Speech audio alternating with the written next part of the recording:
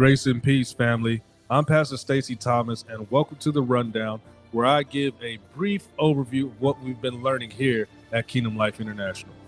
Continuing on in our Faith Around and Find Out series, we're going to be covering some of what was taught in Chapter 7 and Chapter 8 of the book of Esther.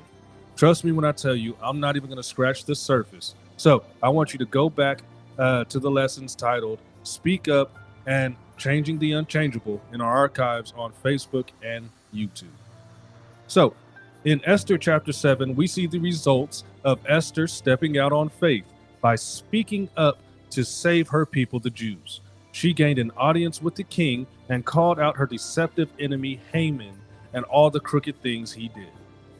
In verse number 8, we see Haman begging Queen Esther for his life as the king returned from getting some fresh air after Esther laid out all that's been happening. And let's just say the position Haman put himself in made it seem to the king that Haman was going to assault the queen before his very eyes in the palace.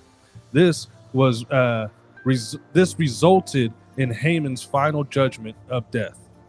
I want to stop right there and ask, do you think King Xerxes' experience with the way he treated former Queen Vashti played a role in how decisive his decision was in this situation? Could he have learned the true value of what not only a queen brings, but the true value a wife brings? Leave your answers down in the comments, okay? But real quick, I'm going to give 3 of the 6 principles Apostle gave us for knowing when to speak up. The first thing I want you to remember is keep Jesus as your motivation. As a Jew, she knew that she was a part of God's chosen people and that they needed to survive as part of God's greater purpose.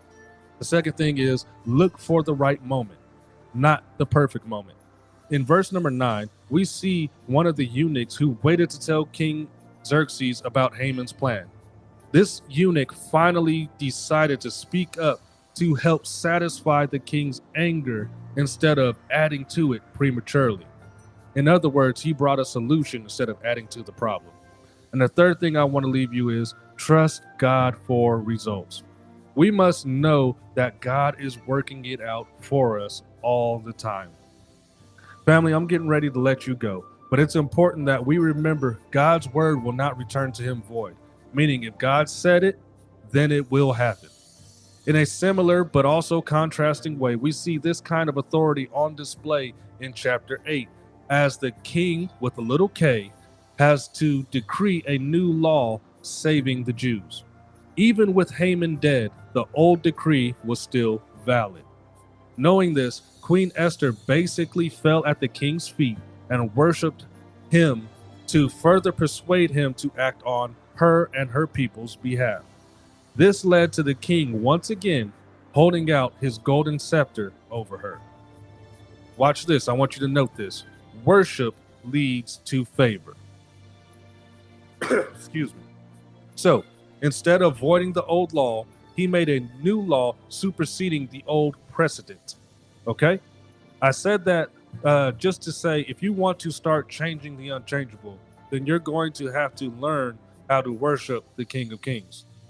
I pray that you were able to follow along in this series, and I hope that it makes sense to you. But don't forget to like and comment and share this video.